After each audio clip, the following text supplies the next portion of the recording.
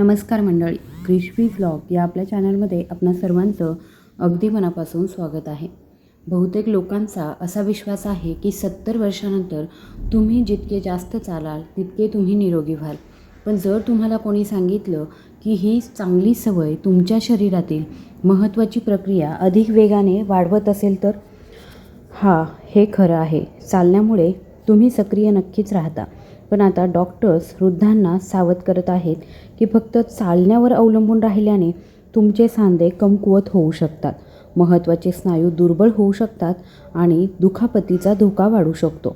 याचा विचार असा करा, चालणं म्हणजे झाडाला पाणी घालण्यासारखं आहे. ते आवश्यक आहे का? हो, पण सूर्यप्रकाश, पोषक तत्वे आणि मजबूत मुळांशिवाय झाड कोमेजून जातं. 70 वर्षानंतर तुमच्या शरीराला केवळ एकाच प्रकारच्या हालचालीची नाही तर विविधतेची, आधाराची आणि लक्षित प्रशिक्षणाची गरज असते, जेणेकरून तुम्ही मजबूत, चपळ आणि स्वतंत्र राहाल. खरं तर फक्त चालण्यावर जास्त लक्ष केंद्रित केल्याने सांध्यांची झीज वाढू शकते, स्नायूंचं आकारमान वेगाने कमी होऊ शकतं आणि नकळतपणे तुम्ही त्याच शारीरिक दुर्बलतेकडे जाऊ शकता जी तुम्ही टाळण्याचा प्रयत्न करत आहात.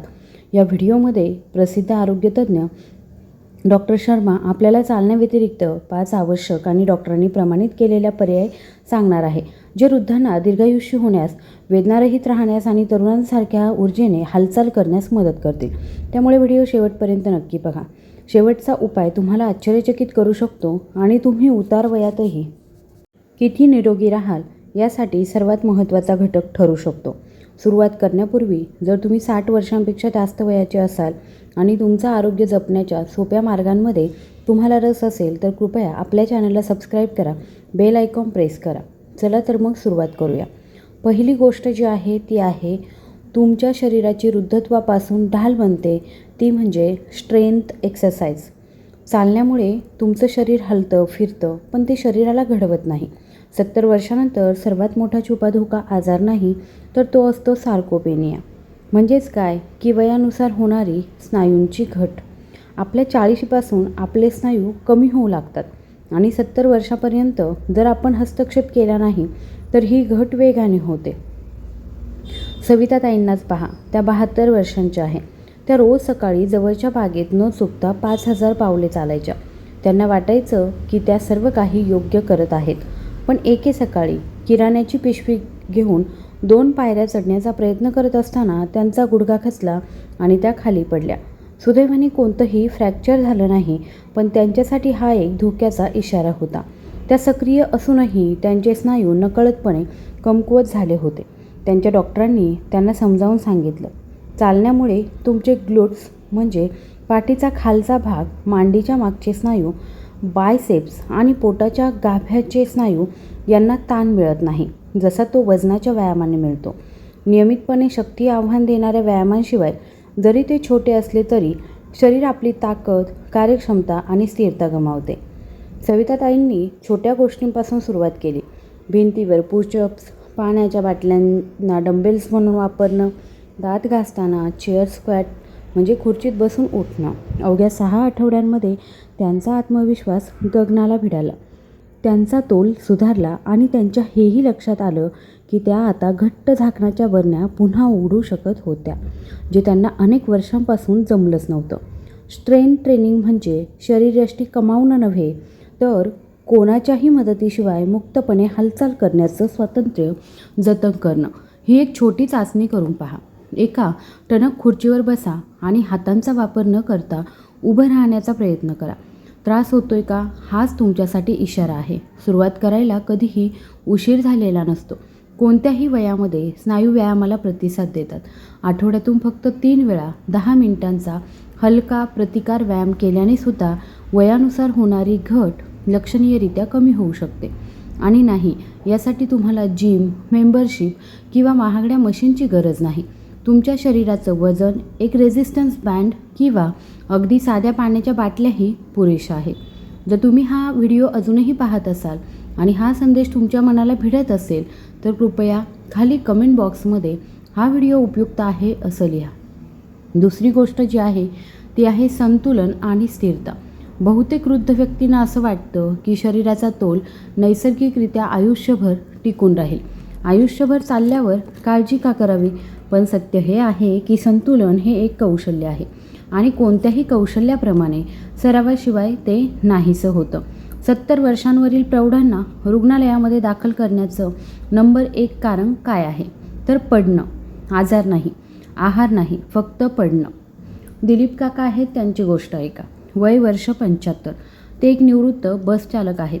ते पूर्वी आत्मविश्वासाने त्यांच्या परिसरामध्ये फिरायचे. मग एके दिवशी दुपारी फुटपाथवरून खाली उतरताना त्यांचा पाय अडखळला आणि ते फुटपाथवर जवळजवळ पडलेच होते. त्या क्षणाने त्यांना आतून हादरवून टाकलं. त्यांच्या डॉक्टरने त्यांना जास्त चालण्याचा सल्ला दिला नाही. त्याऐवजी त्यांना 3 संतुलनाचे व्यायाम दिले. एका पायावर उभं राहणं, एका रेषेमध्ये टाचेला टाच लावून चालणं आणि डोळे बंद करून बाजूला चालणं. 3 आठवड्यांमध्ये त्यांना एक मोठा बदल जाणवला. घरात फिरताना त्यांनी फर्निचरचा आधार घेणं बंद केलं होतं. चालण्यामुळे तुमच्या व्हेस्टिब्युलर सिस्टीम म्हणजे कानातील संतुलन प्रणाली, घोट्याच्या स्थिर करणारे स्नायू आणि प्रोप्रिओस्पेशन म्हणजेच तुमचं शरीर अवकाशात कुठे आहे याची जाणीव यांना चालना मिळत नाही. आत्ताची स्वतःची चाचणी घेऊ इच्छिता? काउंटरजवळ उभं राहा, एक पाय उचला आणि डोळे उघडे ठेवून 10 सेकंद तोल साधण्याचा प्रयत्न करा. मग डोळे बंद करून प्रयत्न करा. जर तुम्ही डगमगत असाल तर आता कृती करण्याची वेळ आली आहे.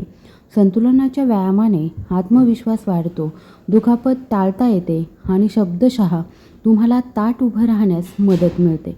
यासाठी तुम्हाला कोणत्याही उपकरणांची गरज नाही, फक्त इच्छाशक्तीची गरज आहे. जर तुम्ही हा व्हिडिओ अजूनही पाहत असाल तर खाली बॅलन्स मॅटर्स अशी कमेंट करा. आता आपण पुढे जाऊया. लवचिकता आणि गतिशीलता. कारण आयुष्य सरळ रेषेत चालत नाही. चालण्यामुळे तुमचे पाय फिरत राहतात, पण तुमच्या शरीराला ताणत नाही आणि ते निश्चितपणे तुमच्या पाठीच्या कण्याला फिरवत नाही किंवा तुमची मान मोकळी करत नाही. 70 वर्षानंतर अनेक वृद्ध शरीरातला ताठरपणाला फक्त वाढत्या वयाचं कारण समजतात, पण अनेकदा ते फक्त शरीराच्या कमी वापरामुळे होतं. ही गोष्ट आहे माधुरीताईंची. वय वर्ष आहे 76, ज्यांना बागकाम करायला खूप आवडतं. मग एके दिवशी त्यांच्या लक्षात आलं की गाडी चालवताना त्या आता आरामात वरून मागे पाहू शकत नाही. वेदना नव्हती, पण हालचालींवरती बंधनं आली होती. हालचालीतील विविधतेच्या अभावामुळे त्यांचे सांधे जखडले होते. त्यांच्या फिजिओथेरपिस्टने त्यांना औषध दिलं नाही, त्यांनी त्यांना गतिशीलतेचा व्यायाम दिला. मानेला गोल फिरवणं, हात फिरवणं, पायाच्या बोटांना स्पर्श करणं, खुर्चीत बसून पाठीच्या कण्याला हलकेच पीळ देणं. 30 दिवसानंतर माधुरीताईंची हालचाल केवळ सुधारली नाही, तर त्या त्यांच्या फुलझाडांच्या वाफ्यांमध्ये परत रमल्या. चालणं हे सरळ रेषेत असतं, आयुष्य नाही. गाडीच्या मागच्या सीटवर पोहोचणं, पडणारा ग्लास पकडण्यासाठी वळणं, टबमध्ये चढणं या दैनंदिन क्रियांसाठी फक्त सहनशक्ती नाही, तर सांध्यांच्या हालचालीची व्याप्ती आवश्यक असते. ही स्वतःची तपासणी करून पहा. उभं राहा आणि हळूहळू तुमची मान डावीकडे आणि नंतर उजवीकडे वळवा. काही ताण किंवा जडपणा जाणवतो का?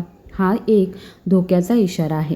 तुमच्या शरीराला अधिक गतिशीलतेच्या व्यायामाची गरज आहे. तुम्हाला जिम्नॅस्टसारखे लवचिक असण्याची गरज आहे, पण तुम्ही सहजतेने आणि सन्मानाने हालचाल करू शकाल इतके लवचिक नक्कीच असलं पाहिजे. जर ही गोष्ट तुम्हाला पटली असेल तर खाली स्ट्रेच टू लिव्ह अशी कमेंट करा. आपण पुढे जाऊया. पोटाचे स्नायू आणि शरीराची ठेवण. Care and posture. ताठ उभं राहण्याचं आणि वेदनारहित राहण्याचं रहस्य. चालण्यामुळे संपूर्ण शरीर, विशेषतः पाठ आणि शरीराची ठेवण मजबूत होते. असं समजणं सोपं आहे, पण वास्तवात चालण्यामुळे तुमच्या पोटाच्या गाभ्यातील खोल स्नायू क्वचितच सक्रिय होतात आणि 70 वर्षानंतर कमकुवत कोर म्हणजे घराच्या तडकलेल्या पायासारखे आहे. कालांतराने संपूर्ण रचनाच ढासळू लागते. नंदू काका आहेत, त्यांना भेटा. ते एक 74 वर्षीय निवृत्त अभियंता आहे. त्यांना नेहमी ताठ आणि मजबूत असल्याचा अभिमान होता, पण अलीकडच्या वर्षात त्यांचे खांदे वाकू लागले होते. थोडं चालल्यानंतर त्यांच्या कमरेत दुखू लागलं होतं आणि ते नकळतपणे अनेकदा पुढे वाकत होते. त्यांच्या मुलीच्या हे लक्षात आलं आणि तिने त्यांना एक हालचाल तज्ज्ञाकडे जाण्यास प्रोत्साहित केलं. निदान होतं पोस्चरल ॲट्रोफी. अनेक वर्षांच्या कमी वापरामुळे त्यांचा कोर कमकुवत झाला होता यावर उपाय, शस्त्रक्रिया किंवा औषधोपचार नव्हता. तो होता हेतुपुरस्सर शरीराची ठेवण सुधारण्याचा सराव. दिवसातून 2 मिनिटे टाचा, कंबर आणि डोके भिंतीला टेकून उभं राहणं. टीव्ही पाहताना बसल्या जागी पेल्विक टिल्टस, कमरेला पुढे मागे करणं. श्वास घेताना पोटाच्या खालच्या भागाला घट्ट करणं, ज्याला ब्रेसिंग द कोर म्हणतात. एका महिन्याच्या आत त्यांची पाठदुखी 60% कमी झाली. त्यांनी श्वासोच्छ्वास सुधारल्याचं आणि अगदी छातीत जळजळ कमी झाल्याचंही सांगितलं. कारण शरीराची ठेवण केवळ तुमच्या पाठीच्या कण्यावरच नाही, तर तुमच्या अवयवांवरही परिणाम करते. तुमच्या कोरमध्ये फक्त ॲप्सपेक्षा जास्त काही असतं. त्यात तुमचं खोल स्थिर करणारे स्नायू, तुमच्या डायफ्राम आणि तुमच्या ओटीपोट व कमरेच्या सभोवतालचे स्नायू येतात. चालताना हे स्नायू क्वचितच सक्रिय होतात. स्वतःची चाचणी घेऊ इच्छिता? भिंतीला पाठ लावून उभं राहा. तुमचं डोकं, खांदे आणि कमरेचा भाग एकाच वेळी भिंतीला टेकवण्याचा प्रयत्न करा. जमतंय का? जर ते अवघड वाटत असेल तर त्याकडे दुर्लक्ष करू नका. तुमचं शरीर तुम्हाला हळूच सांगत आहे की तुमची ठेवण चुकीची झाली आहे. शरीराची ठेवण म्हणजे फक्त ताठ दिसणं नाही, तर तुमच्या मज्जासंस्थेचं संरक्षण करणं, कार्यक्षमतेने श्वास घेणं आणि दीर्घकालीन वेदना टाळणं आहे.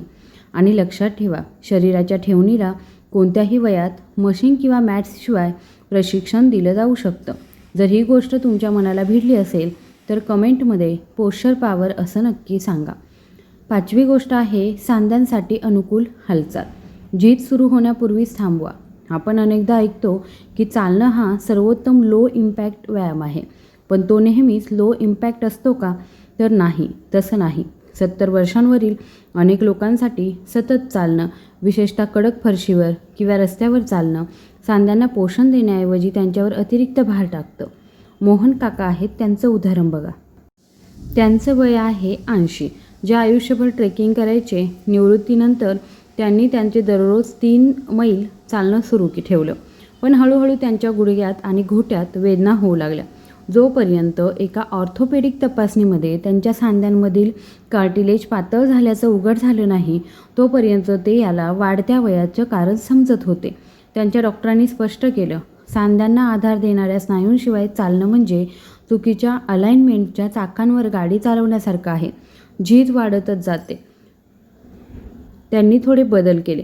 त्यांनी आठवड्यातून 2 चालण्याच्या सत्रांऐवजी वॉटर एरोबिक्स सुरू केले. दर रविवारी स्टेशनरी रिकम्बंट बाईक म्हणजे बसून चालवायची सायकल वापरली आणि त्यांच्या सकाळच्या दिनक्रमामध्ये चेअर योगाचा त्यांनी समावेश केला. काही आठवड्यांमध्येच त्यांच्या गुडघ्यांवरील सूज कमी झाली आणि ते पुन्हा आनंदाने, पण यावेळी भीतीशिवाय चालायला लागले. येथे एक महत्त्वाची गोष्ट आहे. चालणं आरोग्यदायी आहे, पण स्नायूंच्या आधाराशिवाय सतत एकाच प्रकारचा भार सांध्यांची झीज वाढवतो, विशेषतः गुडघे, कंबर आणि घोट्यांमध्ये. जर तुम्हाला चालल्यानंतर सांधे जखडल्याचं जाणवत असेल तर ते फक्त म्हातारपण नाही, तुमचं शरीर तुम्हाला बदल करण्याची विनंती करत आहे. या सांध्यांसाठी अनुकूल पर्यायांचा विचार करा. पाण्यातील व्यायाम. पाण्यामुळे सांध्यांवरील दाब कमी होतो. ताई ची, सौम्य प्रवाही हालचाल. बसलेल्या स्थितीमध्ये रेझिस्टन्स बँडचा वापर करणं, सायकलिंग किंवा एलिप्टिकल मशीन. घरी हे करून पहा. एका खुर्चीत बसा, हातांचा वापर न करता उभं राहा.